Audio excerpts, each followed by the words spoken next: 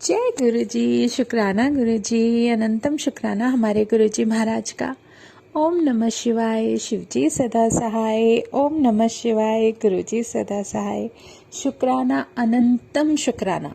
जितने शुक्राने करें अपने महादेव के, अपने महाशिव के, उतने कम है। क्योंकि एक वो शक्ति ऐसी शक्ति है जो हमारे साथ है, हमें सपोर्ट कर रही है, उसका हाथ हमारे सिर पर है, हमें हर जगह से संभाले हुए है, हमें हर तरीके से प्रोटेक्ट करते हुए आगे लेकर चली जा रही है। लेकिन हमारी आंखों पर पर्दा भी उसी ने डाला हुआ है। पहले तो मेरे साथ था कि शायद मैं उन्हें सिर्फ उस रूप में देखती थी जो बचपन से देखती आ रही थी, वो हमारे महाशिव का रूप, जिसमें उन्होंने गले में स्नेक्स पहने हुए हैं, ऊपर से बाल बांधे हुए हैं और उसमें से गंगा जी निकल रही हैं और वो आंखें बंद करके, आधी हाफ आइज बंद करके अपनी समाधि में बैठे हैं। और सिर्फ ऐसा लगता है कि जैसे सिर्फ ये विचार कर रहे हैं, सिर्फ ये सोच रहे हैं कि मैं कब किसका भला करने के लिए, कल्याण करने के लिए आंखें खोलूं। सच में ऐसा ही महसूस होता है। और इतना प्यारा रूप, साथ में त्रिशूल है, मतलब वही रूप जो बचपन से देखती आ रही थी। लेकिन जब तक हम अपनी आंखों से नहीं देख लेते, तब तक यकीन नहीं करते कि हमारा भगवान कितना सुंदर है, कितना प्यारा है, वो हमें कितना प्यार करता है कि हमारे अंदर जो चल रहा होता है ना, हमारे जो भाव चल रहे होते हैं, जो हमारी कश्मकश होती है, जो हमारे दिमाग में विचार चल रहे होते हैं, उन सबको शांत करने के बाद जब वो अपने दर्शन देते हैं और किस तरीके से हमारे जीवन की जर्नी जो चल रही होती है, जो हमारी जीवन की गाड़ी चल रही होती है, उसको कैसे बैलेंस करते हुए उस, कहते हैं ना, जैसे रेल चल रही होती है ट्रैक के ऊपर, और उस ट्रेन को कैसे अगर वो डगमगाने भी लगे तो भी वो उसको हाथ से उठा के सीधा उस पर रखकर और सीधा उसकी मंजिल तक लेकर चलती है। इसी तरीके से वो हमारी जर्नी के हिसाब से हमारे जीवन की गाड़ी को कैसे बैलेंस करते हुए अपने हाथ हमारे सर पर रखकर हमें आशीर्वाद देते हुए किस तरीके से हमारी सॉल को उस तरफ, उस किनारे, उस मंजिल पर लेकर जा रही है जहाँ पर इस सॉल के लिए बहुत ज़रूरी है पहुँचना। क्योंकि वो किनारा, वो मंजिल इस सॉल के लिए उतना ही ज़रूरी है जैसे जीवन जीने के लिए खाना, पानी, ऑक्सीजन। वही तो एक किनारा है जिस पर जाकर हमें मुक्ति मिलनी है। पता नहीं किसका जीवन कितना है, किसी को कुछ नहीं पता सिवाय परमात्मा के। परमात्मा जो सब कुछ जानता है, उसको पता है कि हर पल कौन सा समय तुम्हारा आना है, कौन सा पल कैसे बदल जाएगा, कौन सा पल तुम्हें क्या रंग दिखाएगा। लेकिन जब एक ऐसा मोमेंट आता है ना, जब तुम्हारे जीवन तुम्हें खुद को बेरंग लगे और अचानक से आकर तुम्हारे जीवन में कोई रंग भर दे, तो इससे बेहतर वो पल जो तुम्हारे जीवन का होता है, वो ही एक ऐसा टर्निंग पॉइंट होता है जो कि तुम्हें आगे जीने के लिए एक ऐसा मकसद, एक ऐसी मंजिल दे देता है। बस उसके बाद तुम्हें किसी चीज़ की ज़रूरत नहीं होती। ये परमात्मा की अपनी कृपा, अपनी मेहर, और एक ऐसा ही आप उसको एक ऐसा रास्ता और एक ऐसा जुनून, एक ऐसा ज़रिया देख सकते हो कि वो हमें हमारे जीवन के उस दौर में, उस पल में कुछ ऐसा दिखा देते हैं कि हम जो अपने आप को हर चीज में हारा हुआ और पीछे महसूस करते थे, वही एक सोच ऐसी बदल जाती है, इतनी पॉजिटिविटी आ जाती है, इतनी पॉजिटिविटी आ जाती है कि हम अपने जीवन को आगे एक इतने पॉजिटिविटी वाले रूप वाला एक जो बॉक्स दिखाई देगा ना, एक बहुत बड़ा कंटेनर जो भरा हुआ है, बहुत सारी आप समझ सकते हो जैसे ऑक्सीजन उसमें भरी है, तुम्हारे लिए सब कुछ है, लाइफ है, सब कुछ है, वो सब एक भंडार। सिर्फ वहां तक जाने के लिए जो थोड़ा बहुत रास्ता मुश्किल भरा है, जो वो मुश्किल भरा दौर, जो टफ रास्ता है, जो पेनफुल रास्ता है, वो हमें झेलना है, जो कि हमारे कर्मों को काटने के लिए और उस सब को बर्दाश्त करने के लिए जो भी हमें बैलेंस क्लियर करना है, जो हमें हर हालत में भुगतान के साथ जीना ही जीना है, वो एक ऐसा, चाहे वो आपकी जर्नी का कुछ साल का रास्ता हो सकता है, चाहे वो 5 साल में तय हो, चाहे वो 7 साल में हो, चाहे वो 8 में हो, ये हमारे कर्मों के या हमारे पिछले जन्म के जितना भी प्रारब्ध का जो भी बैलेंस है, वो जब क्लियर होता है ना अकाउंट,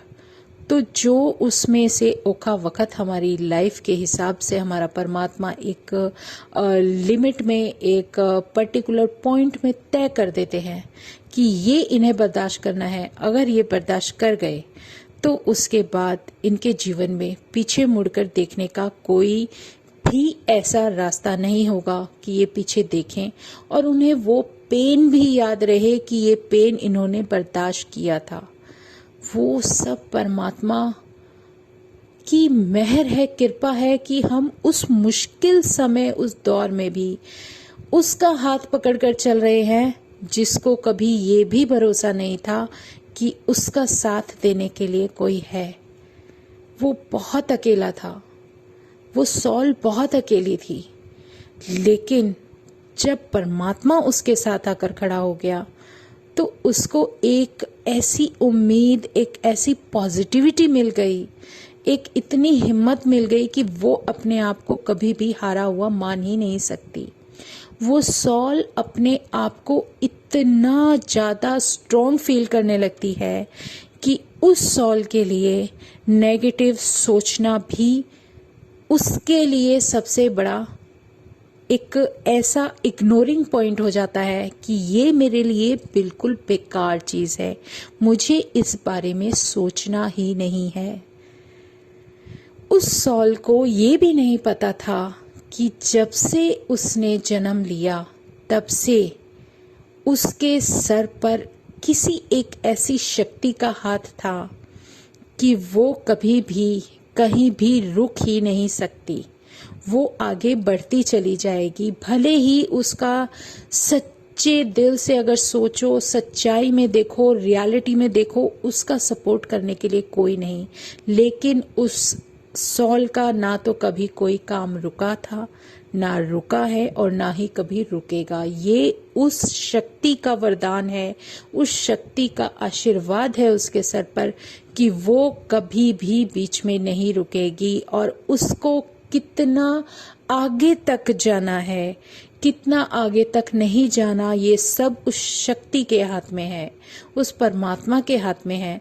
तो वो सॉल इतना भी मुश्किल समय आने पर, कोई भी ऐसी परिस्थिति आने पर जहां वो अपने आप को फील करती कि मैं अब हार चुकी हूँ, या फिर ऐसा कोई दौर आ जाए कि वो सॉल अपने आप को और अकेला फील करे, या उसके ऊपर किसी भी तरीके का बर्डन डाला जाए या कुछ प्रेशर डाला जाए, कुछ भी किसी भी तरीके से, वो कोई नहीं समझ सकता, लेकिन वो शक्ति तो जानती है ना कि इसके साथ क्या हो रहा है, इसको कौन क्या कैसे किस तरीके से टॉर्चर किया जा रहा है, या उसको क्या करने वाले हैं, या उसके साथ क्या किया, ये सब उस परमात्मा के हाथ में है और वो जानता है।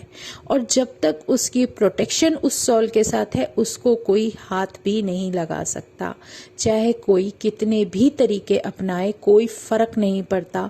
कोई कितना भी नेगेटिव उसके साथ है, कोई फर्क नहीं पड़ता, क्योंकि उस सोल के साथ वो दिव्य शक्ति है जो सब एक प्रोटेक्शन लेयर बनकर उसके साथ शुरू से चलती आ रही है।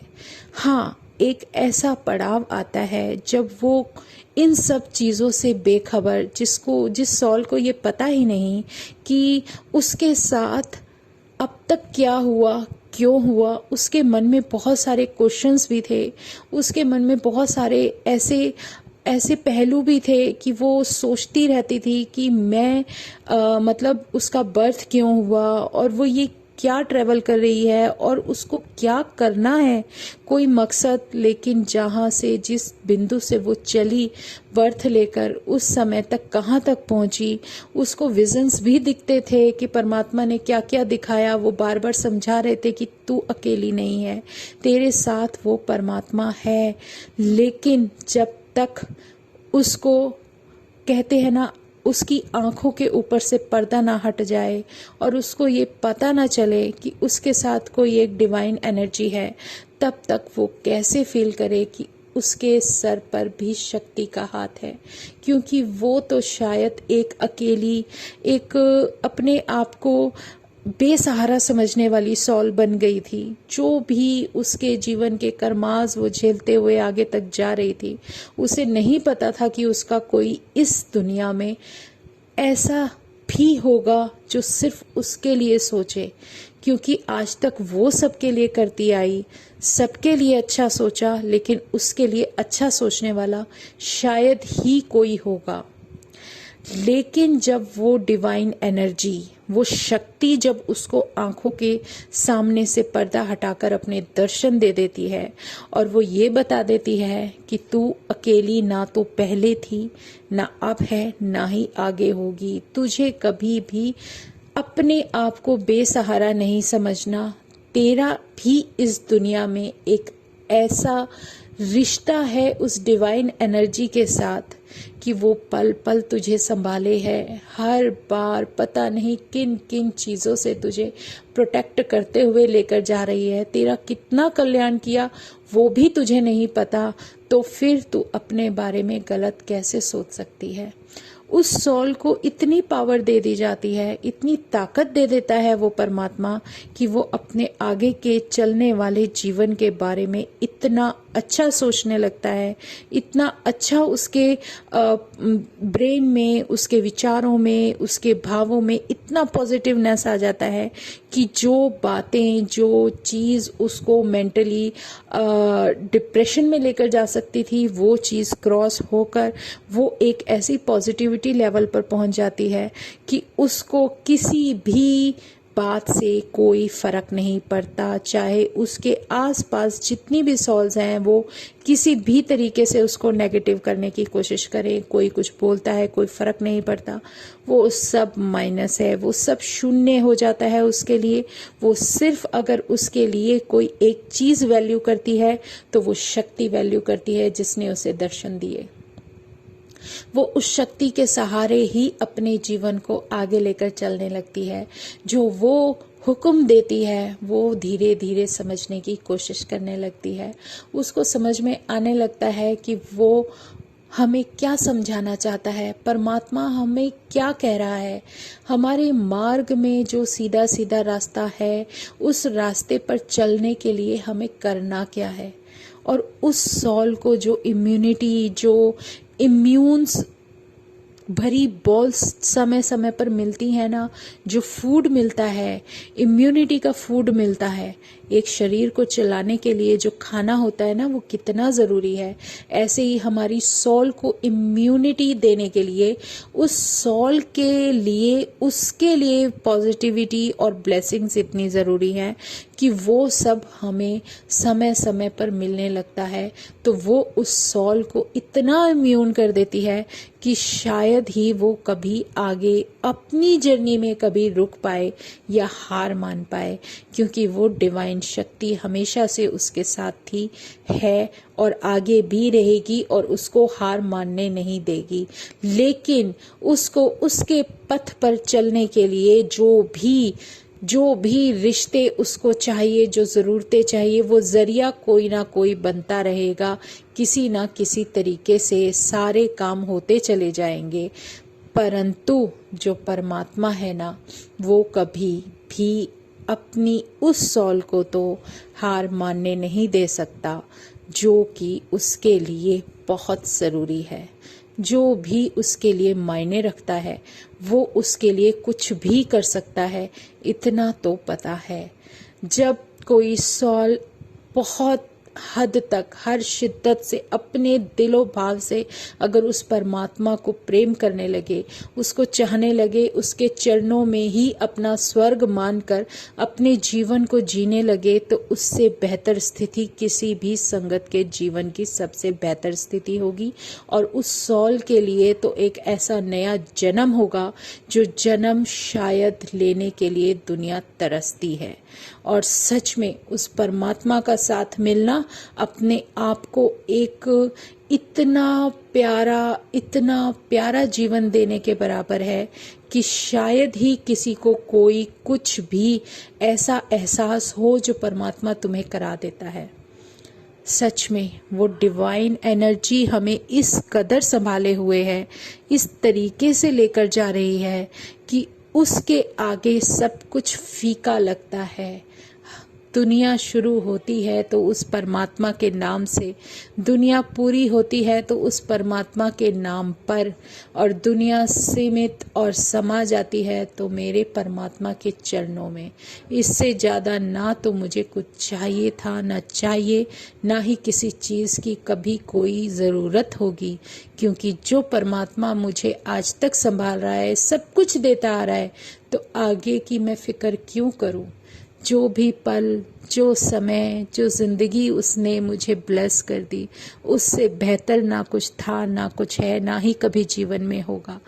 मेरे जीवन का वो मोड़, वो पल सबसे ज़्यादा कीमती है जब मेरे परमात्मा ने मुझे दर्शन दिए। जब आँखों पर से इतना बड़ा पर्दा हट जाता है कि ये दिखाई दे जाता है कि हम अकेले हैं कैसे, कभी भी नहीं। वो शक्ति जो तुम्हारा साथ देने के लिए तुम्हारे सामने आकर खड़ी हो गई, जिसने ये एहसास करा दिया कि तू ना तो कभी अकेली थी, ना है, ना कभी होगी। जो भी जन्म दिया परमात्मा ने, शायद पता नहीं कौन से कर्मास क्लियर करने के लिए दिया है। जो पाथ मुझे मिल गया वो सबसे बेहतर है। वो जीवन का सबसे बड़ा टर्निंग पॉइंट होता है जब परमात्मा तुम्हारे साथ आकर खड़ा हो जाए। दुख सुख तो इस जीवन में जब शरीर मिला है तो मिलना ही मिलना है, उसे कोई नहीं रोक सकता, कोई भी नहीं। सुख है तो दुख आएगा, दुख है तो सुख आएगा, ये तो दोनों एक सिक्के के दो पहलू हैं। बस फ़र्क इतना है कि तुम अपने आप को सब चीज़ों से अलग करते हुए कैसे जीवन जीने लगते हो, अपने आप को किस रास्ते पर लेकर चलते हो। दुख तभी होता है जब किसी से तुम किसी भी तरीके की उम्मीद लगाकर रखते हो। वो जो दूसरों से उम्मीदें लगाकर बैठता है, वो स्थिति तुम्हें हटानी पड़ेगी, क्रॉस करनी पड़ेगी, क्योंकि तुम्हें किसी से कोई उम्मीद करनी ही नहीं चाहिए। अगर कर सकते हो तो किसी को उम्मीद दो, किसी के लिए कुछ कर पाओ तो तुम्हारा जीवन भी सफल हो जाएगा। तुम्हारे पास जो कुछ भी है, अगर किसी के लिए कुछ कर सकते हो तो करो, नहीं तो किसी से कोई उम्मीद मत रखो। बस जो मिल रहा है उसमें सब्र करो। जो भी जैसे भी समय कट रहा है, परमात्मा का नाम लो, क्योंकि जो परमात्मा तुम्हें हेल्थ दे रहा है, लाइफ दे रहा है, उस जीवन में जीने के लिए एक रास्ता, एक मकसद दे रहा है, जो भी बख्श रहा है उस बख्शनहार का शुक्राना करो। शुक्राना, क्योंकि जो भी उसने दिया बहुत दिया, क्योंकि हम तो शायद इस काबिल भी न थे कि हम जो लाइफ जी रहे हैं वो लाइफ इतनी बेटर है कि शायद वो ना भी हो, क्योंकि वो साथ आकर खड़ा हुआ है, तभी तो हमें ये सब कुछ बख्शनहार से बख्शा जा रहा है। नहीं तो लोगों की धन दौलत उनकी तिजोरियों में, उनकी अलमारियों में बंद गठरियों की तरह पड़ी रह जाती है, लेकिन वो अपने इलाज करा करा कर नहीं थकते।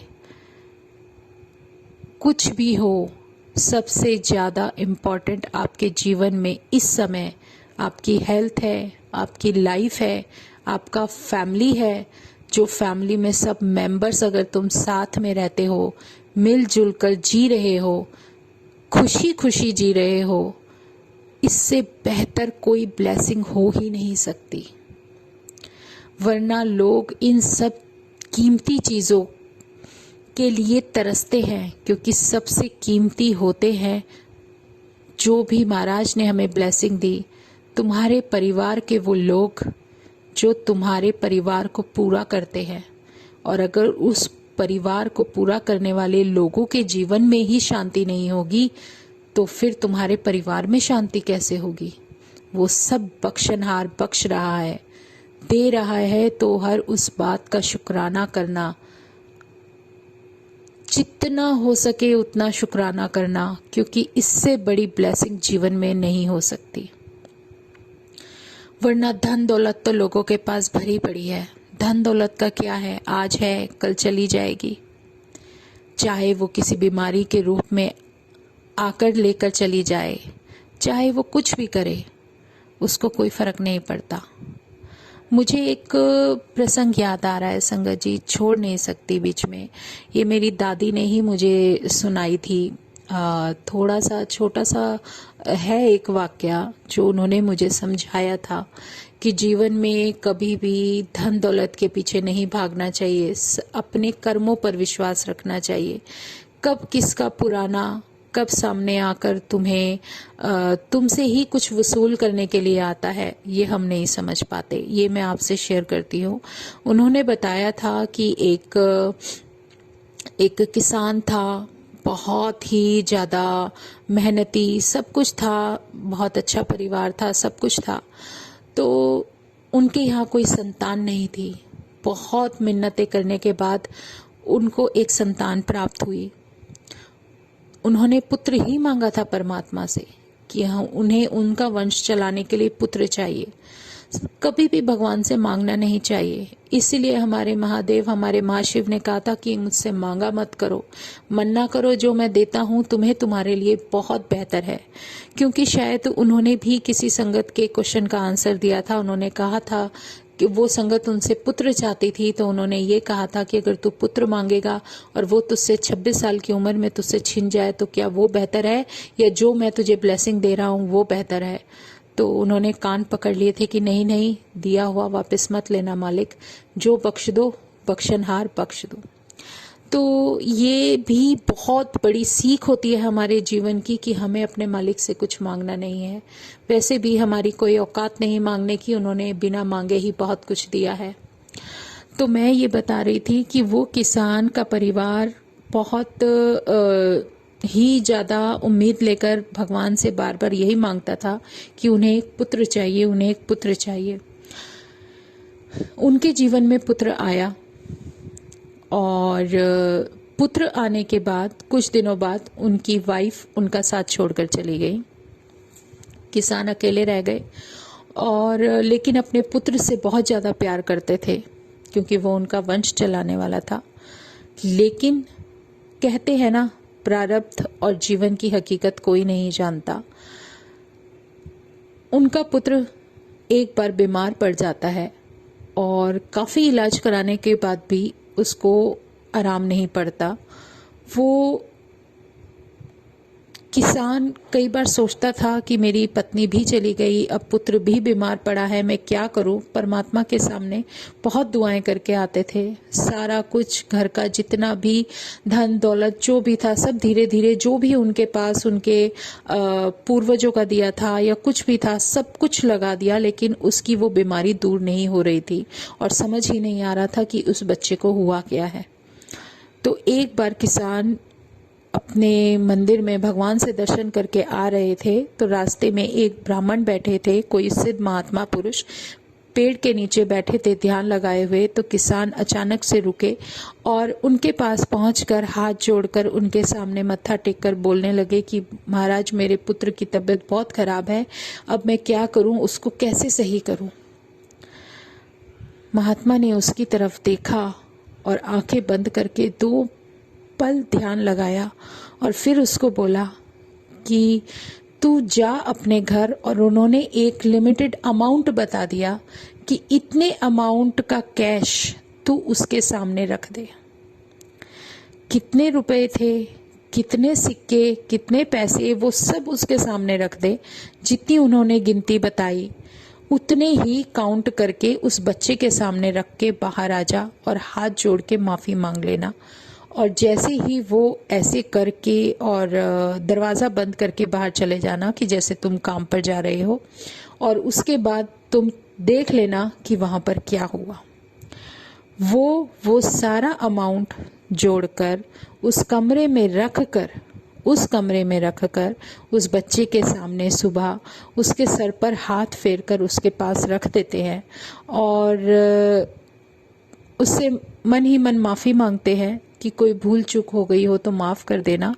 और वो कमरे से बाहर निकल आते हैं और वो दरवाज़ा बंद कर देते हैं। जब वो बाहर आ जाते हैं ना, तो वो छुपकर खिड़की के कोने से देखते हैं कि जहाँ वो पुत्र के पास अमाउंट छोड़कर आए थे, वो पर्टिकुलर अमाउंट जो महात्मा जी ने उन्हें बताया था, वो देखते हैं कि उनके पुत्र की जगह कोई व्यक्ति बैठा है दाढ़ी वाला, और वो पैसे गिन रहा है। उसने वो पैसे गिने और वो सारे पैसे गिनकर अपने पास लिए और वो पैसे वहाँ से गायब हो गए और वो व्यक्ति भी गायब हो गया। उस व्यक्ति के गायब होने के बाद वहाँ पर जो कोई स्थित था वो पुत्र जो इस शरीर में वहाँ पर लेटा हुआ मिलता है और वो प्राण छोड़ देता है। किसान घबरा जाता है, वो घर के अंदर भागा हुआ आता है तो देखता है कि उसका पुत्र प्राण छोड़ चुका है। वो भागा भागा उन महात्मा जी के पास जाता है, बोलता है कि वो मेरा पुत्र तो अब नहीं रहा, अब मैं क्या करूं। तो मतलब काफ़ी गिड़गिड़ाता है। तब महात्मा उसे बताते हैं कि ये तुम्हारे किसी पूर्वज का काम था। वो जितने पैसे तुमसे तुम्हारे ऊपर उसके कर्ज के रूप में थे, जो तूने पिछले जन्म में उसका कर्ज लिया होगा, वो सब भुगतान करने के लिए इस जन्म में तेरा पुत्र बनकर आया और अपना हिसाब क्लियर करने लगा। अगर ये बीमारी उसको आई थी तो वो उसको लेने के लिए आई थी, लेकिन वो उतना धन अपने ऊपर लगवा कर जाता जितना कि धन तूने उससे कर्ज के रूप में लिया और तूने उसे वापस नहीं किया। ये था उस कर्मास का। तुम्हें जो भुगतान करना पड़ेगा वो इसी तरीके से करना पड़ेगा। तो ये सब बहुत ही बड़ी एक ऐसी चक्रव्यूह की रचना होती है कि हमने अपने लाइफ में पहले किसी जन्मा में किसे क्या लिया, क्या दिया, क्या चक्रव्यूह था, क्या हम कर्ज लेकर आए, क्या देकर जाएंगे, हमारे सोचने से कुछ भी नहीं होता। और अगर वो परमात्मा के उस फैसले पर किसान खुश रहता कि उनको संतान नहीं थी, तो परमात्मा ने उसके लिए भले के लिए संतान नहीं दी थी, क्योंकि अगर नहीं दी थी तो कोई वजह होगी कि उनके लिए बेहतर था। लेकिन अगर उन्होंने ज़बरदस्ती मांगा तो उनके कर्मास का उन्हें भुगतान करना पड़ा, जो कि वो पुत्र के रूप में उनके पास उनके परिवार में आ गया। और पुत्र के आने पर पत्नी चली गई, ये भी वो नहीं जानता था, क्योंकि किस चीज़ का हमें भुगतान किस तरीके से करना पड़ेगा ये कोई इंसान नहीं जानता। लेकिन उन्हें वो सब प्रारब्ध तो काटना ही पड़ता है जो हमें इस सौल को जीवन देने के बाद काटना है। तो वो भुगतान तो करने ही पड़ते हैं। तो यही सब जो छोटी छोटी बातें हमें सीख देती हैं, जो हमें समझाती हैं, हमें हमारे परमात्मा का वो वचन याद दिलाती हैं कि हमारे महादेव ने, हमारे महाशिव ने अगर हमसे कहा है कि तुम मांगो मत, मन्नो, जो मैं तुम्हें दे रहा हूँ, जो मैं बख्श रहा हूँ उसका शुक्राना करो, जो तुम्हें मिल रहा है उसमें सब्र करो, क्योंकि जो तुम्हारे लिए बेहतर होगा वक्त के साथ तुम्हें मिल ही जाएगा। पता नहीं कौन सी तुम्हारी विश तुम्हें किस तरीके से भारी पड़ जाए, ये तुम नहीं जानते, ये परमात्मा जानता है। तो इसलिए अपनी इच्छाओं को काबू में रखकर अपने आप को उस रास्ते पर चलाओ जिस रास्ते पर सिर्फ अपने परमात्मा का शुक्राना, उसका नाम जप और उसका सिमरन है। तो जय गुरु जी, शुक्राना गुरु जी, अनंतम शुक्राना हमारे गुरु जी महाराज का। आज हम सत्संग यहीं विराम करते हैं। जय गुरु जी। ओम नमः शिवाय, शिव जी सदा सहाय। ओम नमः शिवाय, गुरु जी सदा सहाय। शुक्राना शुक्राना अनंतम शुक्राना गुरु जी, मेरे बख्शनहार, जो तुमने बख्शा उसका पल पल शुक्राना, दिल से शुक्राना। जय गुरु जी।